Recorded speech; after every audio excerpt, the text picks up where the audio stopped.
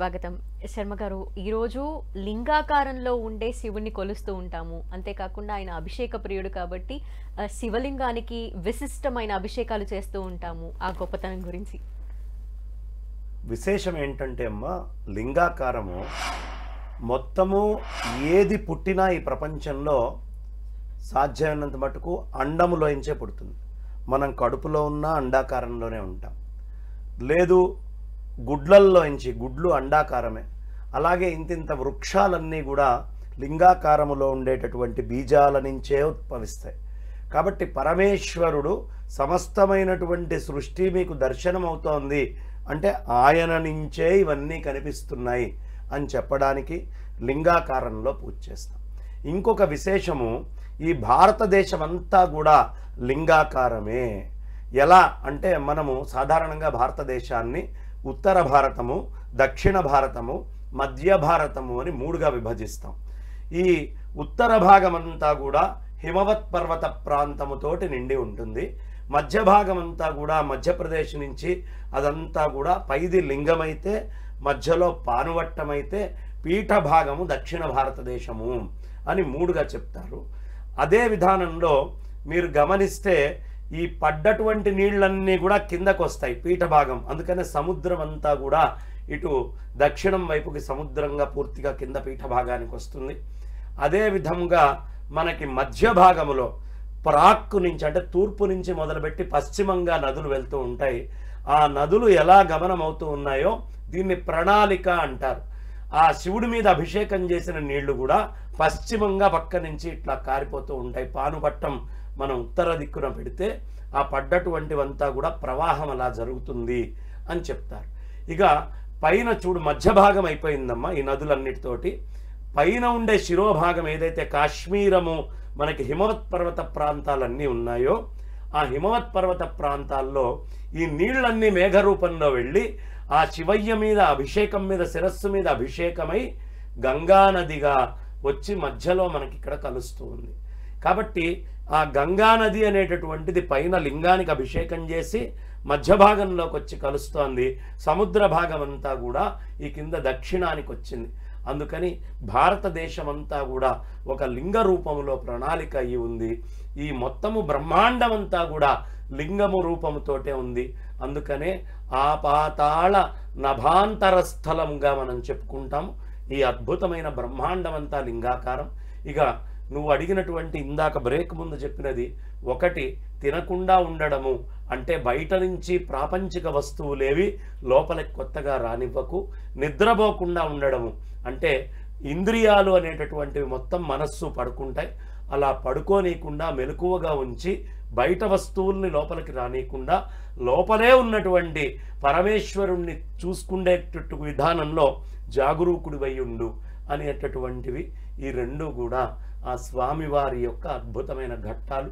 ఇలాంటి అద్భుతమైన ప్రణాళిక లింగాకారంలో ఉంది కాబట్టి లింగ పూజను చేస్తామమ్మా. అంతేకాకుండా శర్మ గారు, ఈరోజు ఖచ్చితంగా జాగరణ చేస్తారు అందరూ. అయితే జాగరణ చేయటంలో కూడా కొంతమంది ఇంట్లో పూజలు చేయటం కానీ, ఆయన స్మరించుకుంటూ ఉండటం, కొంతమంది అయితే సినిమాలు చూస్తూ ఉంటారు జాగరణ చేయాలని, ఇంకొంతమంది దేవాలయాలకు వెళ్తూ ఉంటారు. అందులో కొన్ని చేయాల్సినవి ఉన్నాయి, చేయకూడనివి ఉన్నాయి. ఏవి చేయాలంటారు, ఏవి చేయకూడదు అంటారు? తెలిసి చేసిన, తెలియక చేసిన జాగారము, ఉపవాసం యొక్క ఫలితం వచ్చి తీరుతుంది. ఇదే మహాశివరాత్రి కథ. ఒక బోయవాడు తనకు తెలియకుండా తన ఆహారం కోసం రాత్రంతా బిల్వవృక్షం మీద ఉండి నిద్ర రాకూడదని ఆకుల్ని తుంచి కింద వేస్తూ ఉంటే ఆ ముందర వచ్చినటువంటి జింకలు ఒక్కొక్క దాని తర్వాత ఒక్కొక్కటి చివరికి మొత్తము 4 మానవ భాషలో మాట్లాడి తరిస్తాడు. ఇతను కూడా తరిస్తాడు. ఇతను తెలియకుండానే మారేడు చెట్టు మీద ఉన్నాడు, తెలియకుండానే తుంచి కిందకి వేశాడు. అయినప్పటికీ శివ సాయుధ్యాన్ని పొందాడు. తెలియకుండా చేసినా వస్తుంది. అలాంటిది తెలిసి చేస్తే ఎంత పుణ్యం. ఎలా చేయాలయ్యా అంటే ఇవాళ శివ గాథలతోటి గడపాలి. సినిమాలో, షికార్లో, ఆటలో, పాటలతోటో గడపకూడదు. ఒక్క శివరాత్రి అయినా భగవంతుడి యొక్క అభిషేకము, భగవద్ ధ్యానము, భగవన్నామము, భగవత్ స్మరణ, భగవద్ విషయ చర్చ ఇలాంటివి మాత్రమే చేస్తూ గడపాలి. ఆ తర్వాత ఇంద్రియాలు పడుకోకూడదు. అంటే మీరు మెలకువతోటి ఉండి పేకాడుతారు, మెలకువతోటి ఉండి వేరే ఆటలు ఆడతారు, టీవీలు చూస్తారు. ఈ ఇంద్రియాలన్నీ నిద్రపోతున్నట్టే, ఈ జీవుడు రోజూ చేసే పని చేసినట్టే. అలా కాదు, ఈ ఇంద్రియాలని వాళ్ళ పరమేశ్వరుడి వైపు తిప్పాలి. అదే జాగరణ. కామం క్రోధశ్చ లోభశ్చ దేహే తిష్టంతి తస్కరాః జ్ఞానరత్నాపహారాయ తస్మాత్ జాగృత జాగృత.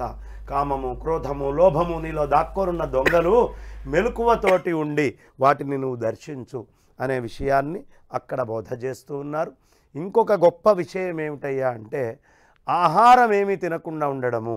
అంటే బయట నుంచి ఏ ఒక్కటి తీసుకోకుండా పూర్తిగా మనము శరీరంలో ఉన్నటువంటి పూర్వమే సంసిద్ధమైనటువంటి దాన్నంతా కరిగించుకోవడము ఇవాళ చాలా ప్రధానం.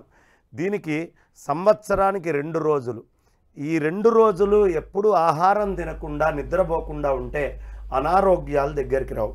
ఒకటి కృష్ణాష్టమి, ఒకటి శివరాత్రి. దక్షిణాయనంలో కృష్ణాష్టమి చెప్తారు, అలాగే ఉత్తరాయణంలో మనందరికీ కూడా ఈ శివరాత్రి అనేది చెప్పడం జరుగుతుంది, మహాశివరాత్రి. కృష్ణాష్టమి రోజు ఏమీ తినకుండా నిద్రపోకుండా ఉండాలి. ఈ ఉత్తరాయణంలో వచ్చే మహాశివరాత్రికి తినకుండా నిద్రపోకుండా ఉండాలి. విశ్వవత్కాలము అంటారు. దక్షిణం నుంచి ఉత్తరానికి సూర్యనారాయణమూర్తి తిరుగుతారు. ఇందులో ప్రత్యేకత ఏమిటయ్యా అంటే ఆ పరమేశ్వరుణ్ణి 2 రూపాలుగా మనం కొలుస్తాం. ఒకటి సోమరూపంగా, 2 అగ్ని రూపముగా. అగ్ని రూపముగా ఈ రాత్రి ఆయన మొత్తం అగ్నుల్ని ఉద్భవించే సూర్యనారాయణమూర్తిగా కోటి సూర్య ప్రాభతోటి ఆయన కనిపిస్తారు. ఆ ప్రభతోటి కనిపించే ఆయనే కోటి చంద్రుల యొక్క చల్లదనాన్ని కూడా ఇచ్చేట్టుగా ఇవాళ వస్తాడు. కాబట్టి ఇవాళ చేసేటటువంటి పూజ ఒకటి ఆ చతుర్దశి అమావాస్య ఘడియలు సౌరశక్తి పూర్తిగా ఉంటుంది.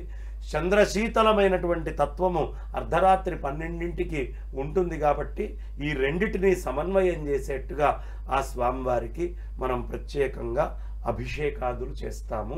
ఇది దీని యొక్క ప్రత్యేకత.